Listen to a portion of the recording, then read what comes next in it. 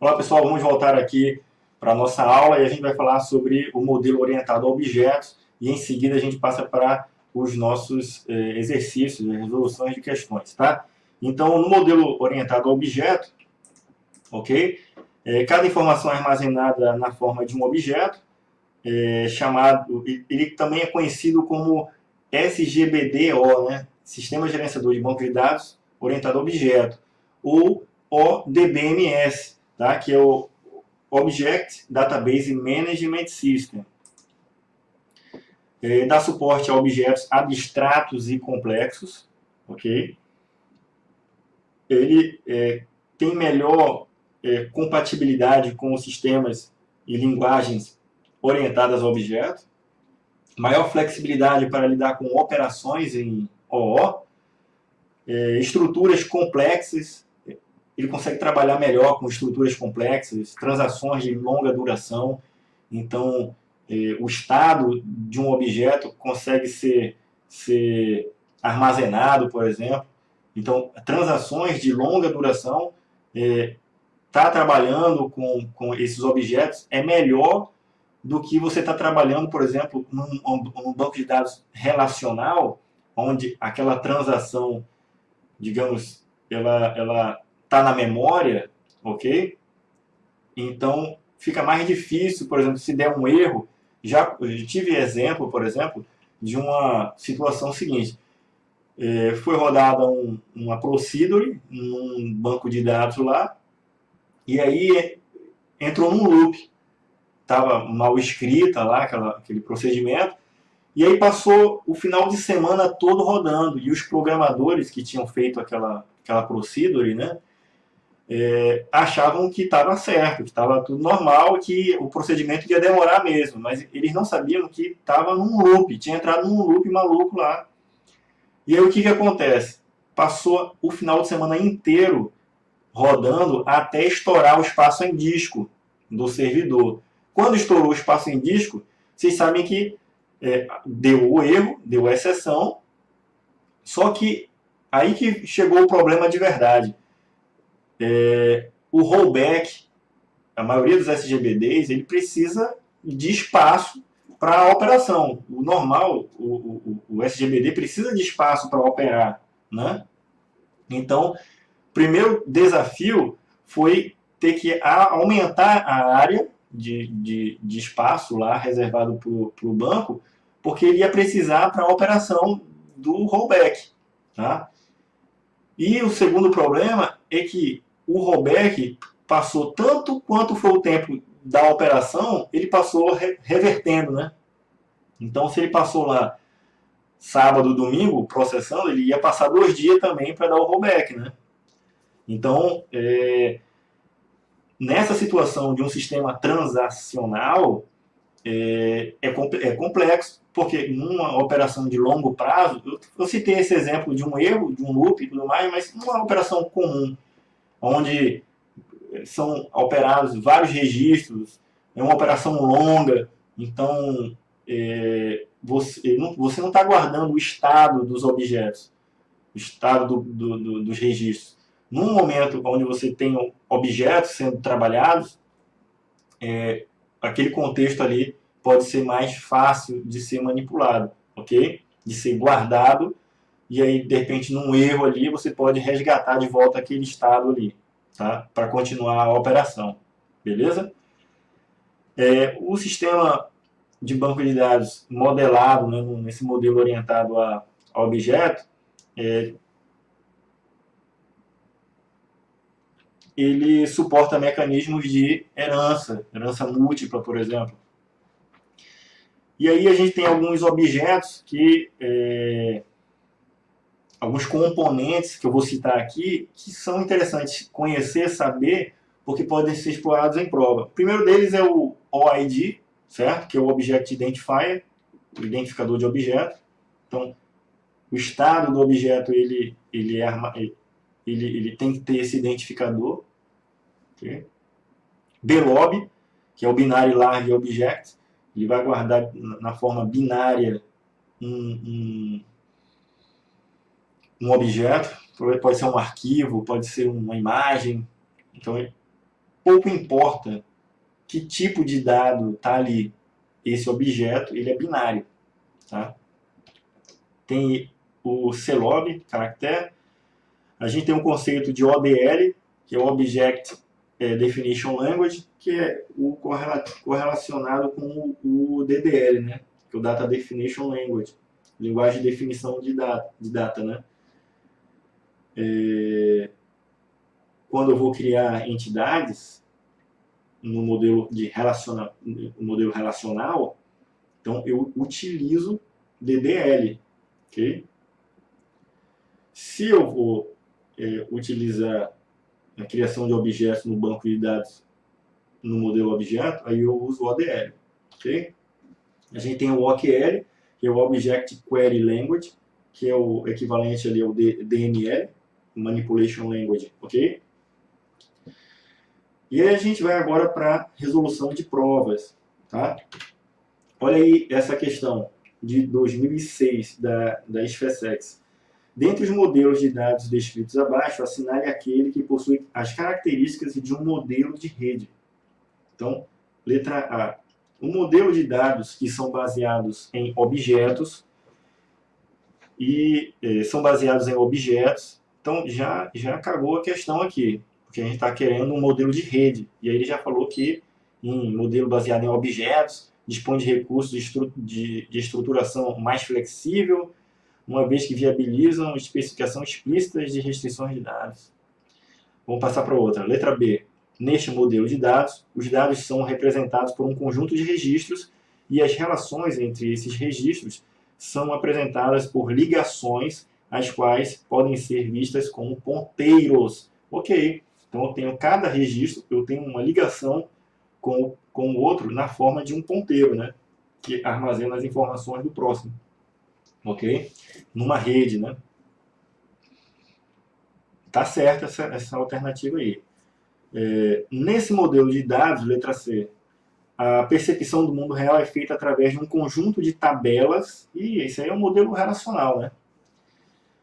Então, vou passar para outra. Letra D, o modelo de dados onde os registros são organizados em árvores.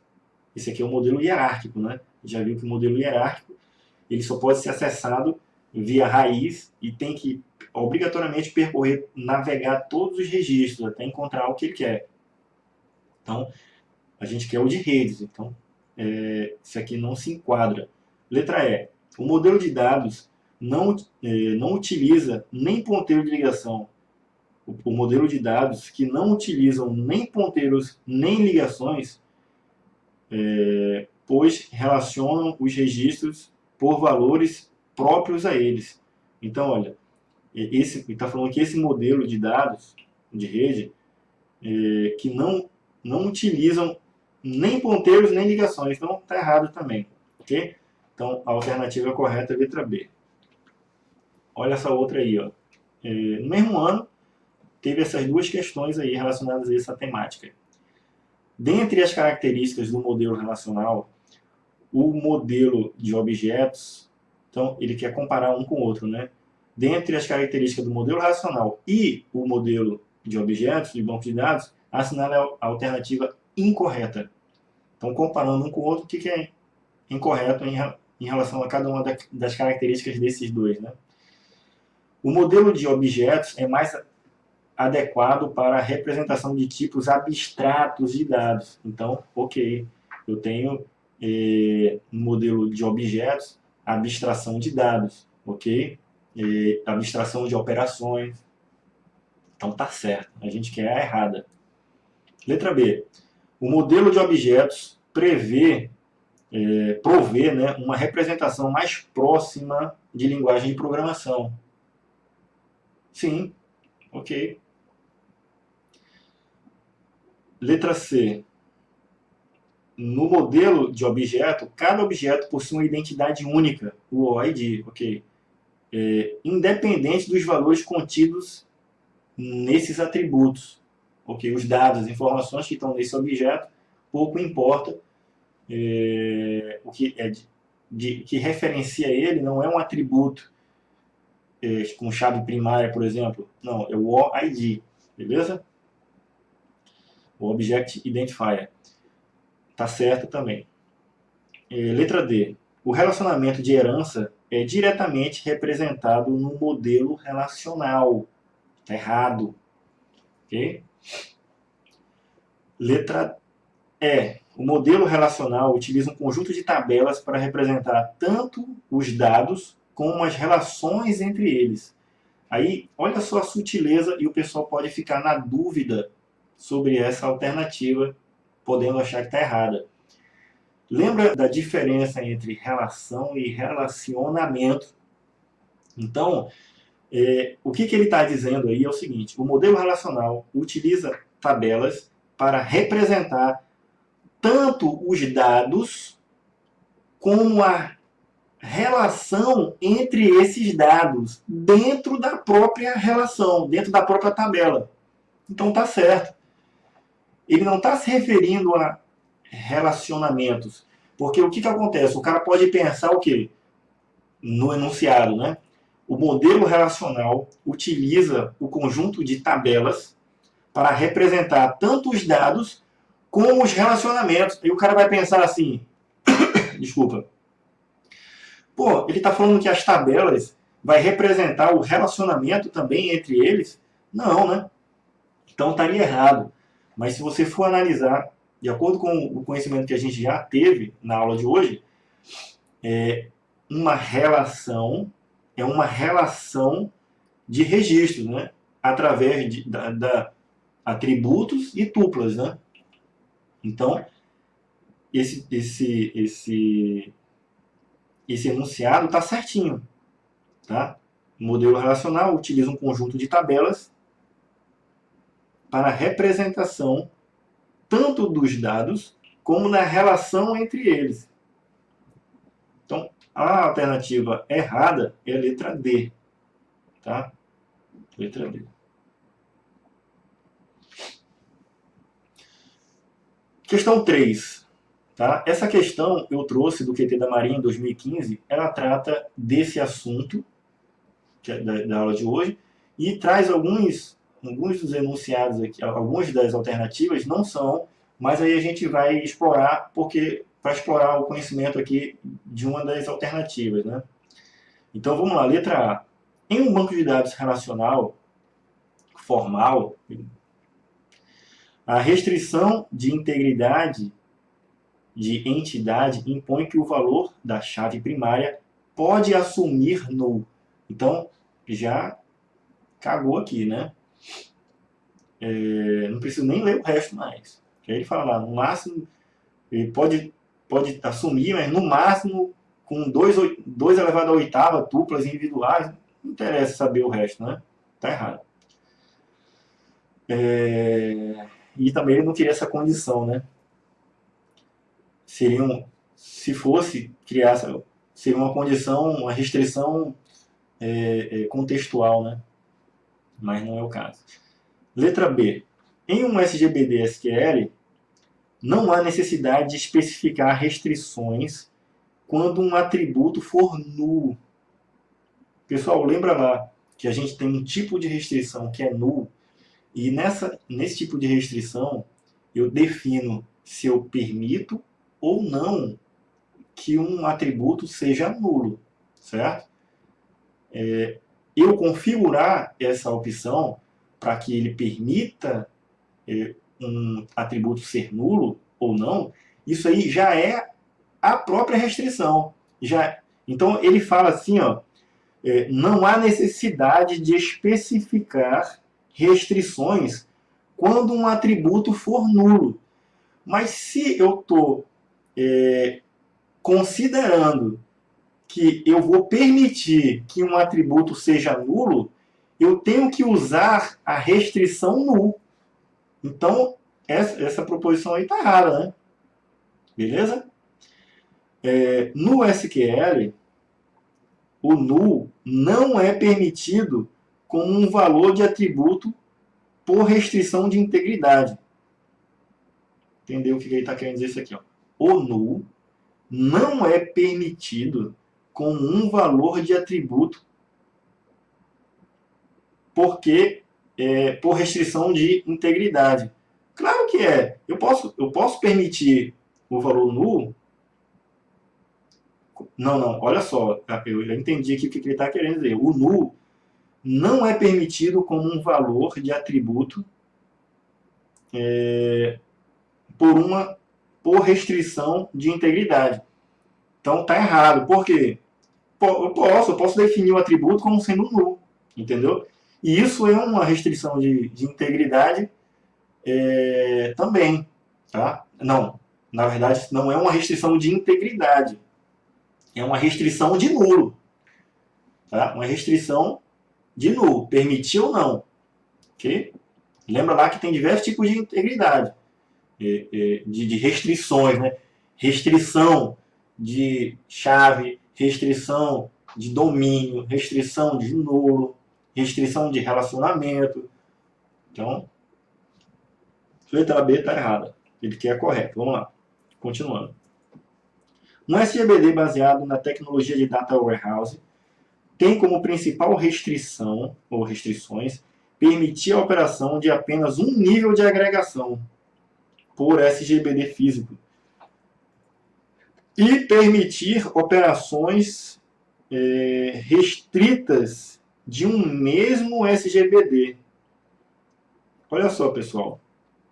Data Warehouse, normalmente, está num contexto de OLAP, e onde eu tenho múltiplas visões. Tá? Múltiplas visões dão a noção de multidimensões. Por isso, o conceito de multidimensional, né? O banco de dados multidimensional. Então, quando eu me refiro a isso, eu posso ter diversas entidades que vão permitir essa visão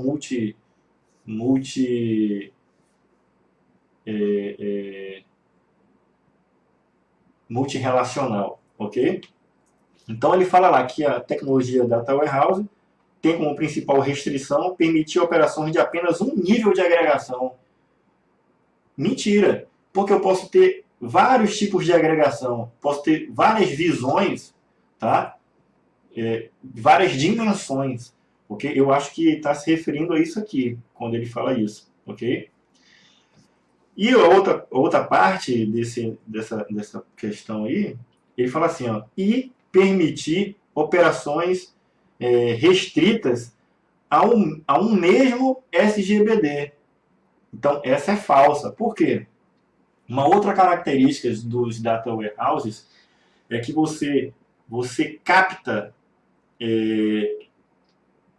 você traz os dados de sistemas, de bancos de dados distintos.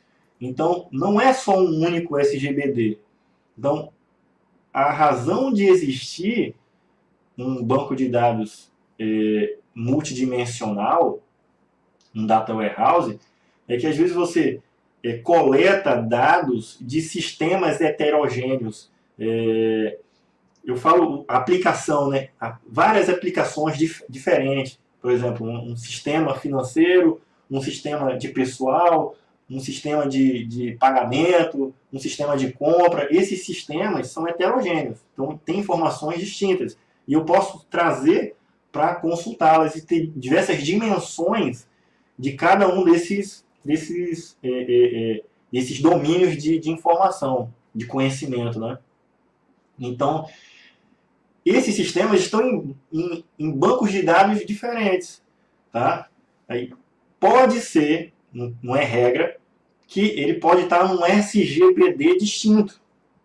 Não tem a obrigatoriedade de ser um mesmo SGBD. Eu posso ter uma aplicação que está rodando no Postgres, uma outra aplicação que está rodando no MySQL, uma outra que está no Access, outra no SQL Server, outra no Oracle. Então, não tem uma amarração em um único SGBD, tá certo? Então, ele fala aqui, ó, permite, né, a continuação da questão, permite um nível de agregação, permite que operações restritas a um mesmo SGBD. Está dizendo que utilizar um sistema Data Warehouse é porque eu quero ficar restrito a utilizar um mesmo SGBD, amarrado ao mesmo sistema. Não, eu posso usar, que é característica do Data Warehouse própria, eu posso usar, ou consultar, trazer para essas dimensões dados que estejam em vários SGBDs distintos, independentes, entendeu? De ser um único. Não tem essa amarração, essa restrição. Então, essa alternativa está errada. Vamos à próxima. Letra D. Processamento distribuído é uma nova técnica adotada pelos SGBDs para melhorar sua performance. Ok, eu posso melhorar a performance dividindo os dados em SGBDs, em instâncias distintas. De certa forma, posso. Vamos lá, dividir para conquistar, né? Vamos lá. Tendo como restrição a utilização de um único servidor de banco de dados para cada servidor de aplicação. O processamento distribuído funciona somente em redes locais sobre o mesmo domínio. Tá. Esse enunciado não tem a ver muito com a aula de hoje. Não tem nada a ver, né? Mas é uma oportunidade que a gente tem de debater sobre esse tema aí. Tá? Então ele fala lá que o processamento distribuído é uma nova técnica de adoção pelos SGBDs, tá? Para melhorar a performance. Eu não diria que melhorar a performance, mas sim disponibilidade, escalabilidade, tá? Ele está escalado horizontalmente, né, em mais de um servidor, para garantir talvez alta disponibilidade de dado. Existem sistemas distribuídos que a finalidade dele é os dados estarem distribuídos para garantir justamente alta disponibilidade, né? Então, um sistema de replicação de dados, o dado pode estar distribuído, depende qual é o conceito de distribuído. O dado está repetido em vários locais. Se ele está repetido em vários locais, vai me dar alta disponibilidade. Tá? Eu posso consultar em mais de um servidor essas informações e me dá a garantia de que se um cair, eu tenho acesso ainda a outro. Isso é alta disponibilidade, né?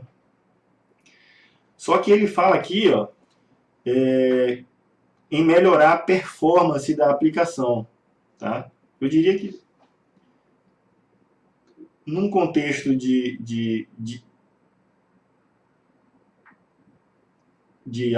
distribuição, estaria mais correlacionado em dividir o bolo, em estar distribuindo os dados em servidores diferentes, em SGBDs, em bancos de dados distintos, tá? Seja por replicação, ou seja, parte do sistema está num servidor e outra parte em outro, né? Na forma de federação, alguns SGBDs implementam isso daí. Eu posso ter um banco de dados federado, né? Onde parte dele está num local, parte está num outro servidor, tá? Então tem que fazer consultas fazendo essas ligações. No SQL Server a gente tem o linked server, né? Para linkar servidores diferentes. Posso até ter SGBDs com engines diferentes acessando os dados que estão distribuídos em locais distintos, né? Ok? Mas não com o objetivo de performance, mas sim de escalabilidade, de acessar dado que está distribuído em outros lugares. Ok? Eu não apostaria nessa questão não. E ele começa a falar aqui, por exemplo, também, ó, tem como restrição a utilização de um único servidor de banco de dados para cada servidor de aplicação. Não, uma aplicação pode usar várias aplicações podem usar o mesmo servidor, entendeu? Mas quando ele está falando de distribuição, né? Ele está amarrando aqui, dizendo que cada um desses servidores distribuídos, tá? Vai ter uma aplicação só atrelada a ele. O processamento distribuído funciona somente em redes locais sobre o mesmo domínio. Aí também ele caga a questão falando isso aqui que não tem nada a ver, né? Eu posso ter o conceito de distribuição, né, de dividir um banco, um SGBD, tá? Eu posso ter ele em qualquer lugar, tá? Não tem essa restrição, tá? Um ponto único, tá? Em relação à performance, tá? Lembrei aqui, eu posso ter também sim, tá? Performance. Eu disse inicialmente que não podia, mas pode. Eu posso, por exemplo, digamos que um sistema de processamento, tá? Mas aí é o processamento distribuído, né? Não o acesso ao dado em si. O acesso ao dado em si. Tá confuso, eu não apostaria nisso não. Mas, enfim, a questão está errada porque tem outras coisas. Vamos para a próxima.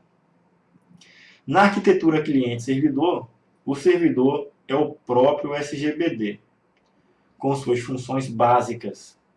Ok, a gente tem lá os subsistemas que apoiam, tá, o SGBD, fornecendo diversos serviços, né, como a gente já viu. E o cliente são as aplicações executadas em cima do SGBD, que podem ser tanto aplicações escritas pelo usuário como aplicações internas. Tá? Então, na arquitetura cliente-servidor, o servidor é o próprio SGBD, ok, com suas funções básicas. E o cliente são as aplicações que são executadas em cima do SGBD. Quando ele fala as aplicações são executadas em cima do SGBD, a gente não tem que colocar a aplicação do usuário em cima, como a gente estava falando tanto na aula anterior, de camadas, né? Então, ele não está dizendo que a aplicação está rodando em cima do servidor.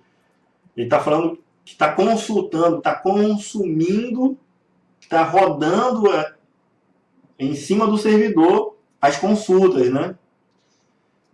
Então tá certo, a aplicação cliente está indo lá em cima do SGBD, consumindo ele, tá?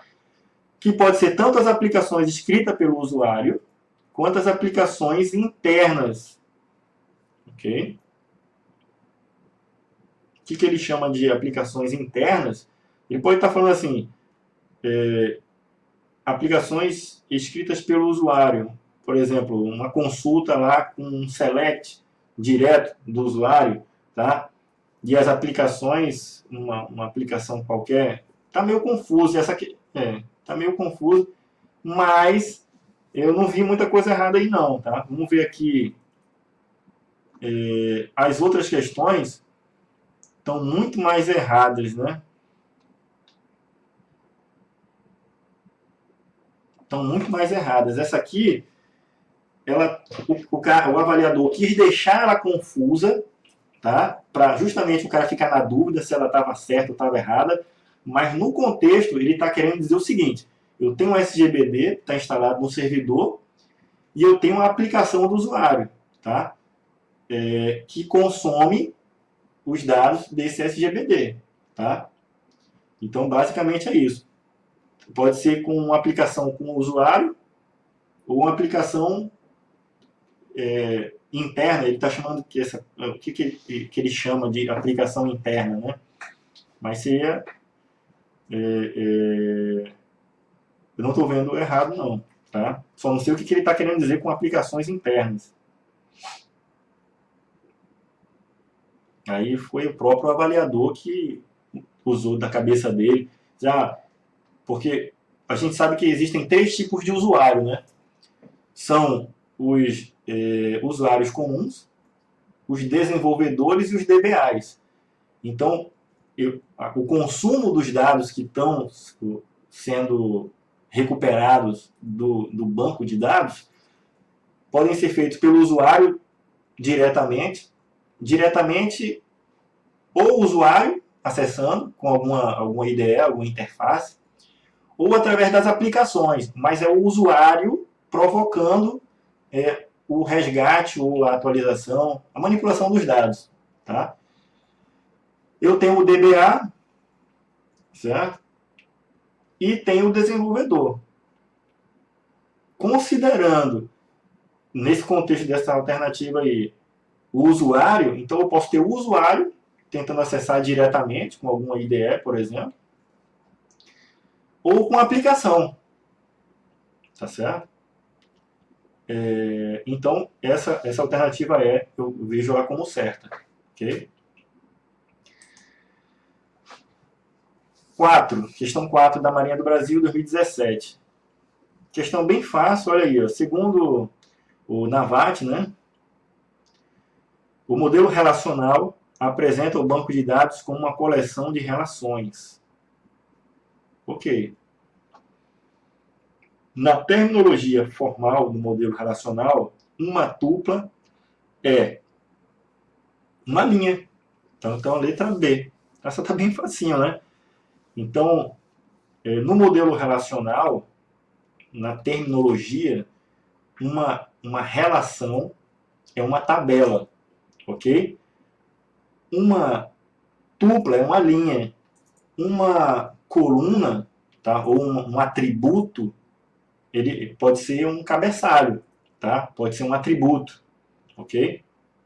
Cabeçalho não é utilizado, não é comum, mas pode aparecer, tá? Olha aí, do TRE São Paulo 2017, do ano passado. Durante a análise das características típicas de um sistema gerenciador de banco de dados relacional, um analista verifica, aí ele coloca lá, né? A proposição 1.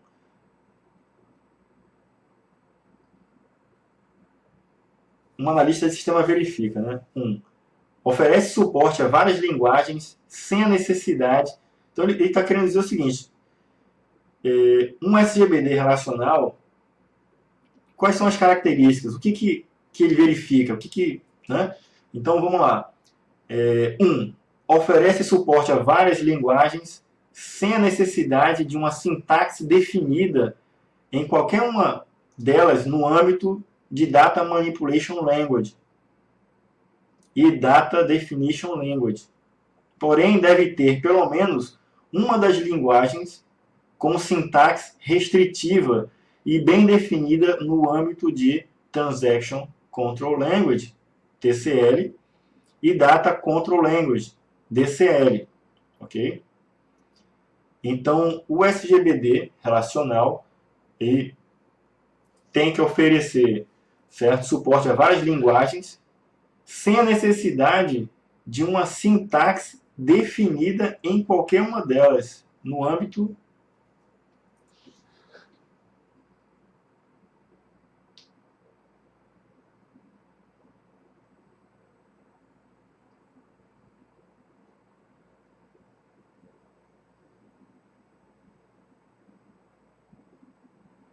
Bom, se ele está se referindo, por exemplo, aqui à função de um analista, o que ele deve fazer, ele ficou. Durante a análise das características típicas de um SGBD, um analista verifica o seguinte: o que são as características de um SGBD? Pô? Então, a característica é oferecer suporte a várias linguagens, ok, sem necessidade de uma sintaxe definida em qualquer uma delas no âmbito. Claro que ele tem que definir, está errado isso aqui. O que ele está dizendo aqui, nessa proposição 1, é que o SGBD ele oferece suporte a várias linguagens, mas sem se preocupar com a necessidade de fornecer uma sintaxe para DML, DDL, TCL e DCL. Ok? É que ele está dizendo isso. Que ele tem que definir, mas sem definir uma sintaxe. Claro que eu tenho uma regra de sintaxe para construir a minha os meus comandos ali, ok? Então essa proposição está errada. Tá legal não. Alternativa 2. A inserção, certo? A atualização e a eliminação de alto nível ou seja, a capacidade de manipular a relação base ou relações derivadas. Olha aí aparecendo aquela relação base e a pai, tabela pai. A derivada é a filha, tabela filho, né? O que especializa, que amplia o conhecimento ali da tabela base, né? Então ele fala aqui que a manipulação de alto nível que é de alto nível. Ok, quando eu estou fazendo essa manipulação, insert, delete, update, eu estou fazendo sob a ótica do modelo ali, do nível conceitual, né? Então é conceitual. Então isso é alto nível, a gente já viu isso é alto nível, então tá certo. Ou seja, a capacidade de manipular a relação base ou as relações derivadas, tabela base ou tabela derivada, com um operador único é aplicável não somente à recuperação de dados, mas também à inserção, à alteração e à eliminação de dados. O que ele está dizendo aqui? Que eu preciso ter um operador único para fazer. Eu tenho que ter um registro, certo? A qual eu vou aplicar esse comando de update, insert ou delete, tem que ser sobre um operador, certo? Único. Então, eu não vejo errado não. Tá certinho aqui. Ok?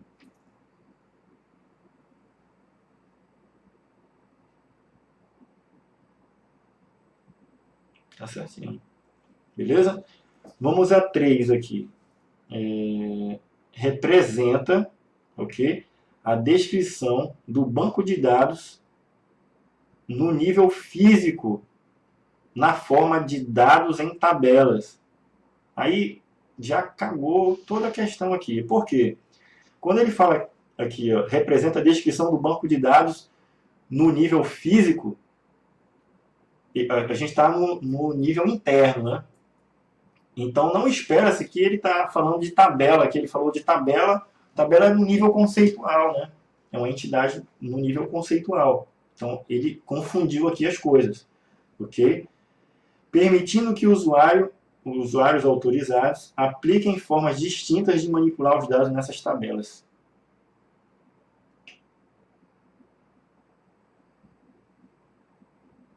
Está errado. Estaria certo se ele colocasse assim, ó, representa a descrição do banco de dados no nível lógico ou no nível conceitual, tá? Na forma de dados em tabela. Ok? Aí, quando ele coloca tabela, físico, não bate não. Então a alternativa correta é a letra C. Tá? Letra C. Beleza? Vamos para 6 aqui. Ó. Em um relacionamento pai-filho, no modelo hierárquico, registros do mesmo tipo do lado pai correspondem a um único registro do lado filho. Olha que a gente está falando do modelo hierárquico. O modelo hierárquico, eu só posso ter um único pai para os filhos. Ok? E ele está falando aqui que no relacionamento pai-filho, do modelo hierárquico, os registros do mesmo tipo do lado pai corresponde a um único registro do lado filho. Ok, tá certinho. Registros do tipo do lado pai correspondem a um único registro. Não, tá errado. Um registro do lado do pai, ele pode ter mais de um filho. Ok? Quando ele fala aqui que correspondem a um único filho, eu estou dizendo que cada pai só pode ter um filho. Ok? E aí está errado. Um pai pode ter vários filhos. Ele quis brincar aqui com a seguinte situação, né? Ele inverteu os papéis, né? E é como se ele quisesse dizer assim, que a relação dos filhos só pode ser com um único pai. Aí estaria certo, ok? Se ele falasse lá que os registros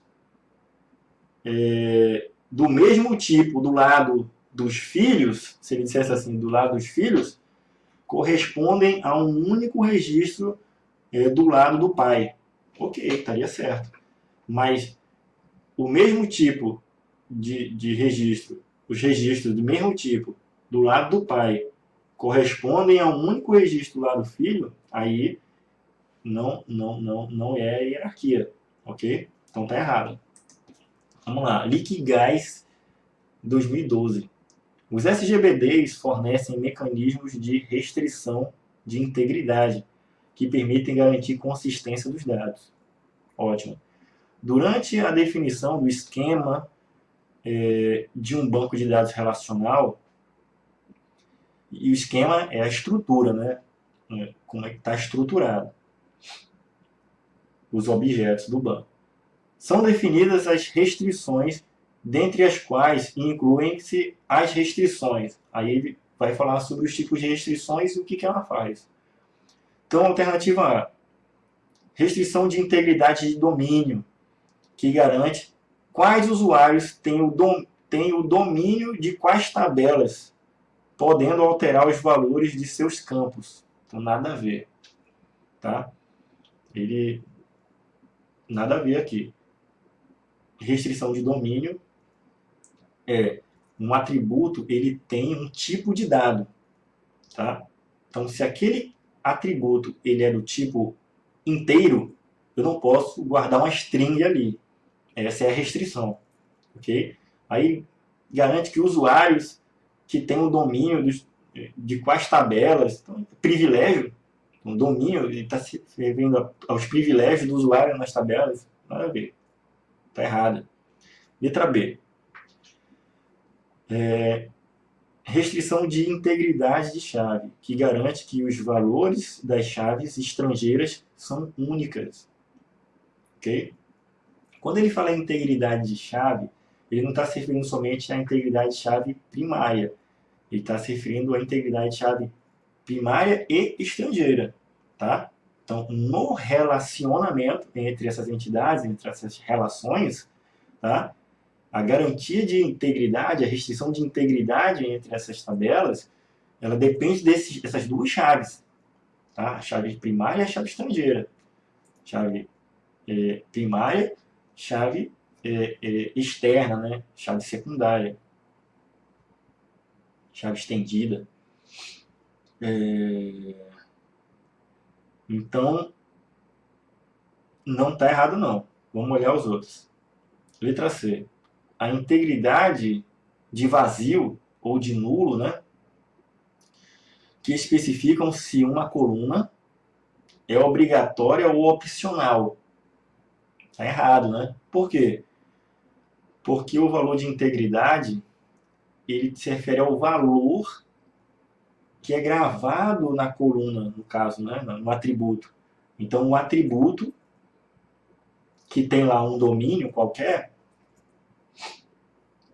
eu vou permitir ou negar que alguém possa gravar ali naquele atributo um valor nulo, certo? Posso ignorar um valor ali. Isso é uma restrição, mas é o valor gravado lá. O que ele está falando assim, ó, é que a integridade de vazio especifica se a coluna é obrigatória ou opcional. Ele está se referindo ao esquema da tabela, se aquela coluna pode ser eliminada ou não. A coluna faz parte do esquema, certo? Os dados é que são variáveis. A coluna, ou o atributo, ele é fixo. Tá? Dentro da relação, dentro da tabela, uma vez criada, ela só vai ser removida se aquele atributo não faz mais sentido naquela tabela. Aí ele pode ser removido. Ok? O que é variável são os valores dentro dele, dentro desse atributo. Ele pode ser vazio ou não. Tá? O atributo pode permitir vazio ou não. Então, essa alternativa está errada. Letra D. Restrição de integridade referencial, que garante que os valores de uma tupla sempre se referem aos atributos da tabela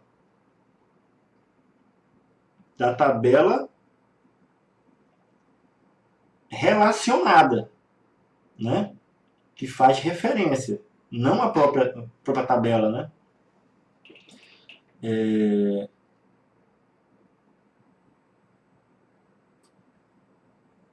Sempre se refere aos atributos da tabela. Então tá errado. Restrição semântica que indicam o uso de nomes de campos sem significado. Então, não tem nada a ver, né? A gente sabe que restrições semânticas são aquelas contextuais, que eu utilizo condições. Se isso acontecer, faça isso. Na verdade, se uma condição não for atendida, aí ele vai restringir algo, né? Isso pode ser feito por asserções e triggers, beleza? Olha essa outra questão aí, ó, também da Liquigás 2018, aliás, 2012. Modelo relacional. As relações, no modelo relacional, as relações são apresentadas por losangos e ligam duas tabelas. No relacional, tá certa não. Letra B. As tuplas de uma relação não são ordenadas. Ok. As tuplas, dentro do contexto que a gente já falou, conceitual, elas não são ordenadas. Elas são visualizadas ordenadas, ok? De acordo com o nosso desejo. Elas são, sim, persistidas lá no disco de forma organizada, mas isso é uma abstração que o nível que a gente está, que é das entidades, é o nível de visão externa, não se preocupa com isso. O dado vai ser resgatado de lá do SGBD, ou vai ser persistido através dessa ponte, né, que é a entidade lógica ali, a tabela e os seus atributos. Pouco importa a ordenação dessas tuplas, ok? Isso é lógico. Tá? Fisicamente, aí como é que vai ser lá nos níveis, nas camadas de baixo, aí não nos interessa. A mesma coisa acontece para os atributos. Não existe uma obrigatoriedade de sequência, né? De ordenação. Tá?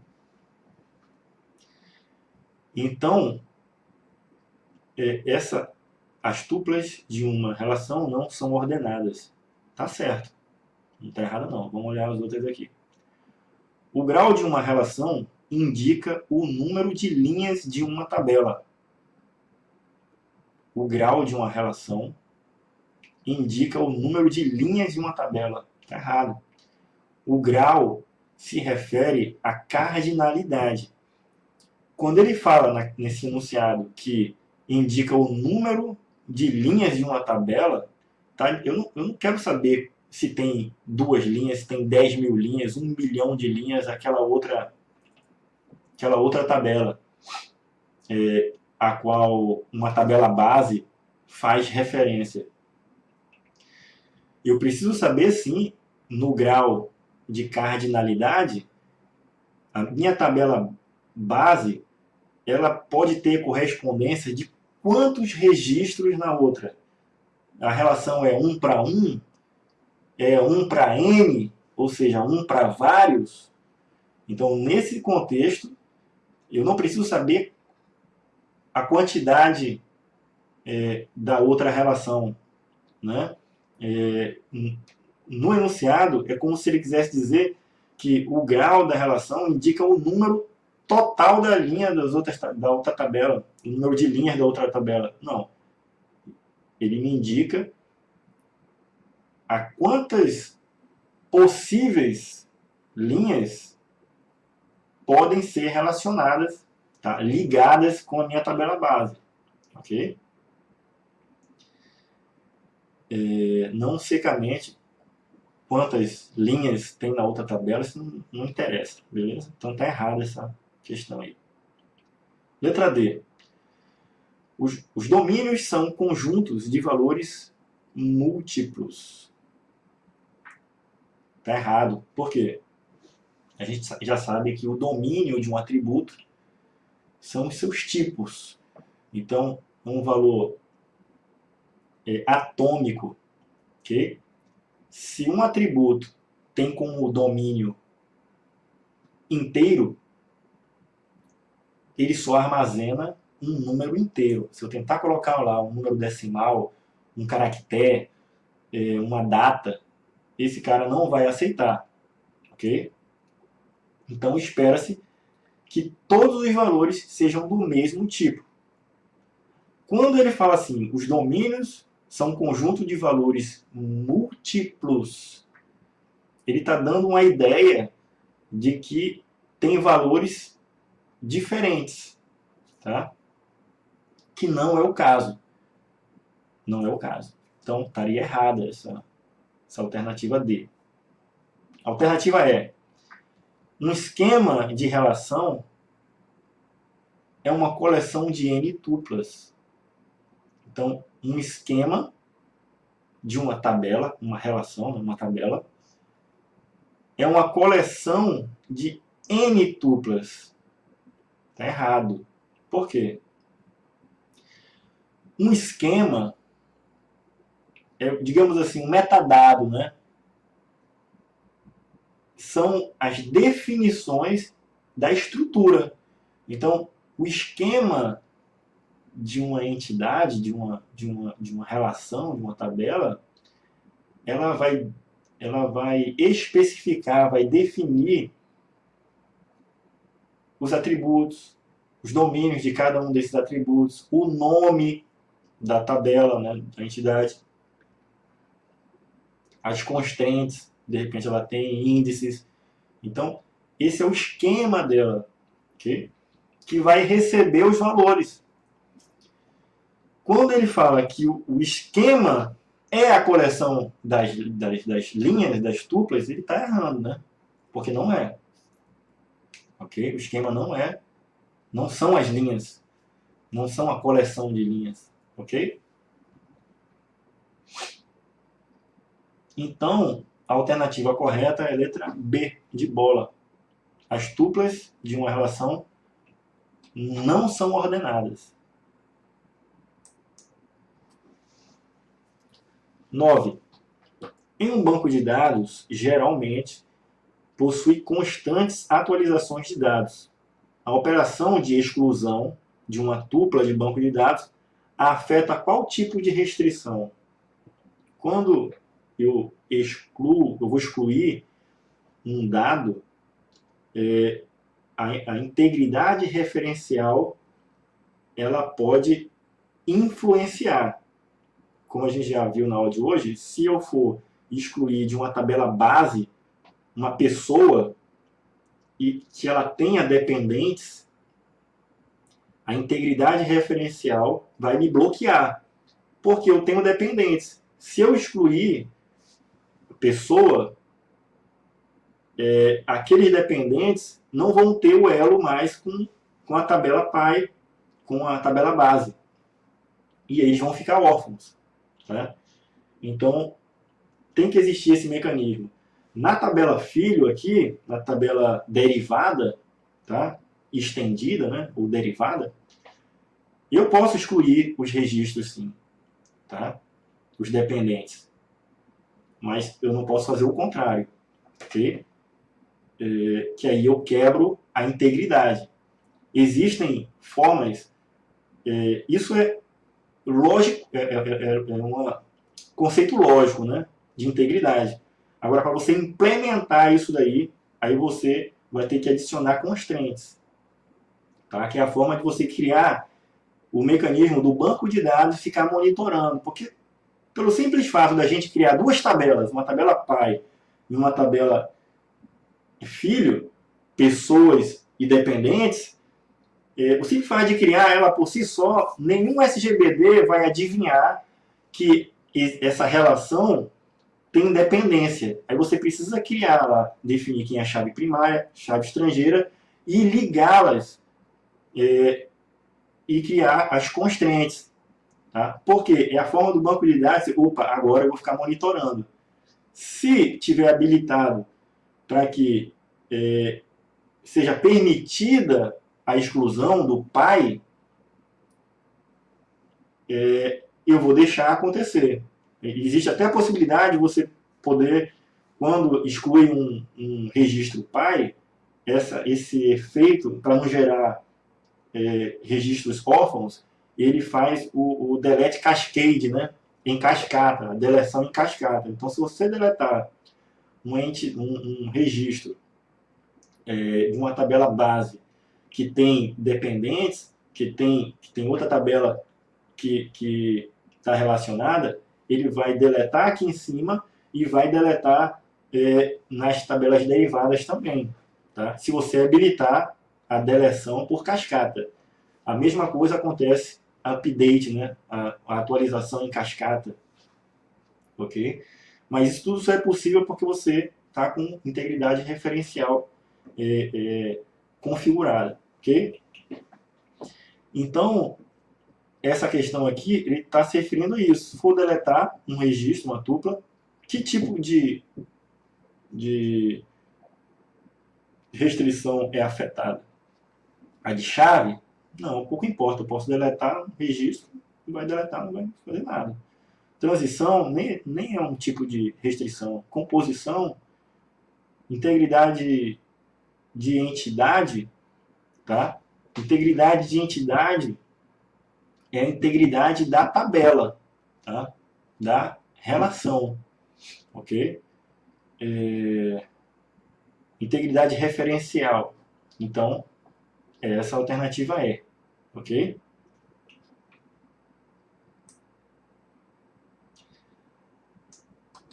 Vamos lá para essa outra questão aqui, ela 10. Corém, São Paulo, 2013.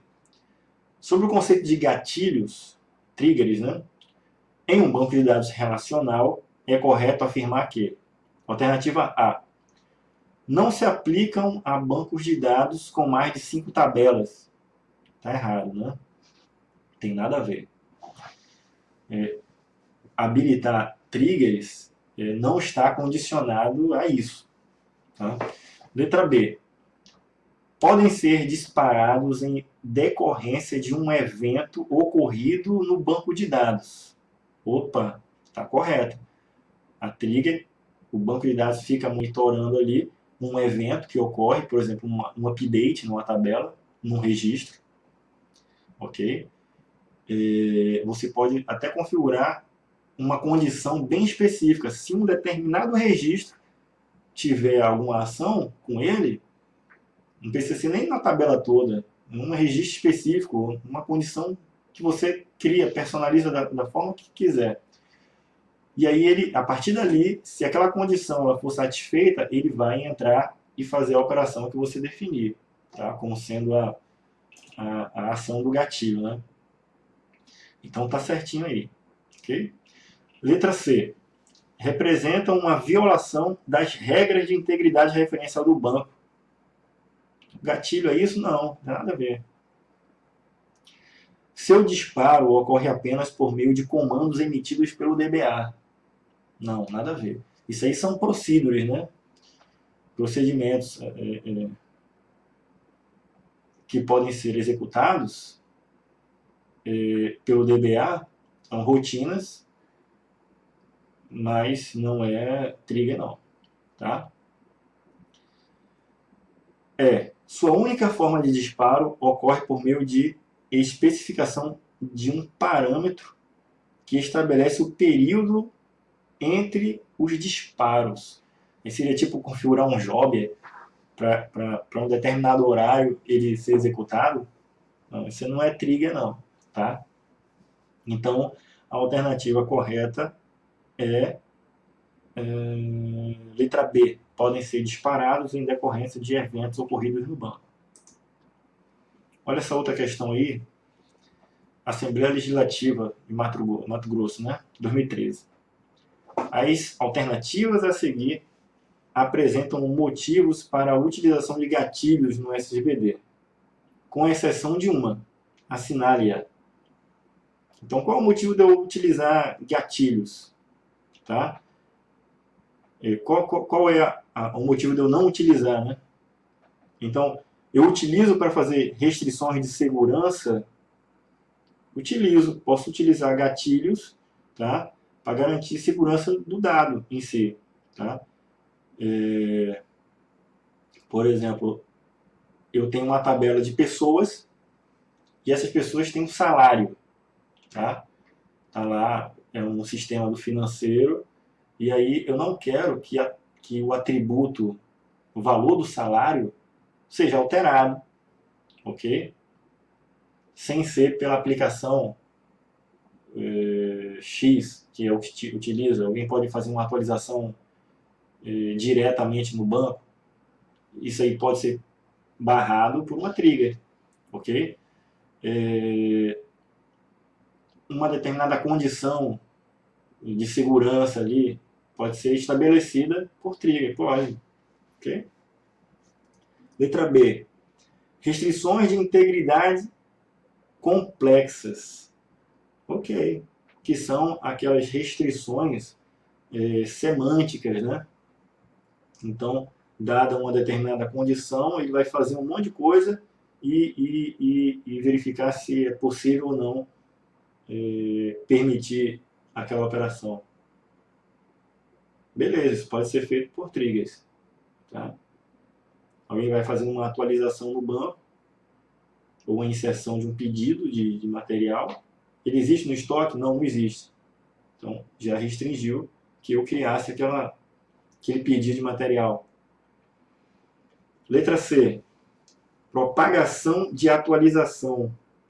Então, eu posso fazer uma atualização em cascata. Tipo, quando aconteceu uma aqui, eu posso fazer uma outra atualização, uma outra tabela, um outro contexto. E ele vai ser disparado por causa do evento de uma trigger, né? Aliás, a trigger vai ser disparada por um evento sob um determinado atributo. Ok. Pode ser. Tá? Pode ser. Trigger de auditoria. Eu posso ter trigger de auditoria? Esse trigger de auditoria é o seguinte. A gente pode habilitar triggers para que elas, a cada registro que for adicionado, atualizado ou excluído do banco, a trigger ela vai pegar, vai gravar uma tabela de logs que alguém fez aquilo. Então, essa é uma boa prática de habilitar. Isso pode ser feito no nível da aplicação, tá? Ou pode ser feito no nível do banco de dados. Então, no nível de banco, quando uma tabela tem alguma ação, por exemplo, alguém mexeu nos parâmetros do sistema. Então, aqueles parâmetros do sistema lá, se a tabela que guarda os parâmetros for alterada, que armazene em outra tabela quem foi que fez, qual hora foi que aquele registro foi alterado, que parâmetro foi alterado e para qual foi alterado, e guardar um estado ali do parâmetro antes e depois. Isso é uma trilha, tá? Porque você pode consultar percorrendo aí uma linha do tempo, vamos dizer assim, das alterações que foram feitas nessa tabela.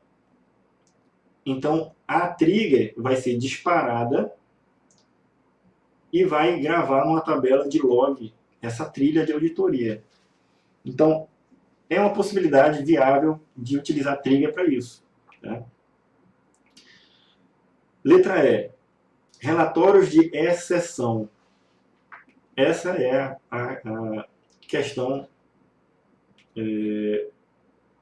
que está errada. Por quê? A trigger, ela tem o objetivo de disparar uma ação para um evento que ocorreu numa tabela, ou numa tupla, num atributo.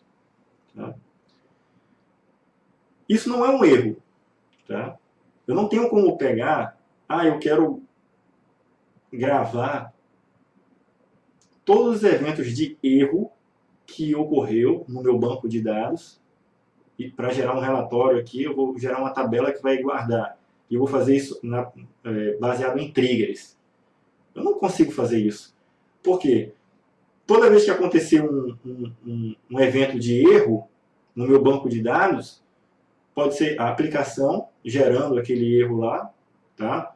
Ou uma exceção qualquer do próprio banco, a proibição de fazer alguma mudança, alguma exceção, alguma restrição das restrições que a gente já viu. E isso não tem elo com ser disparado uma trigger porque uma situação de violação ocorreu.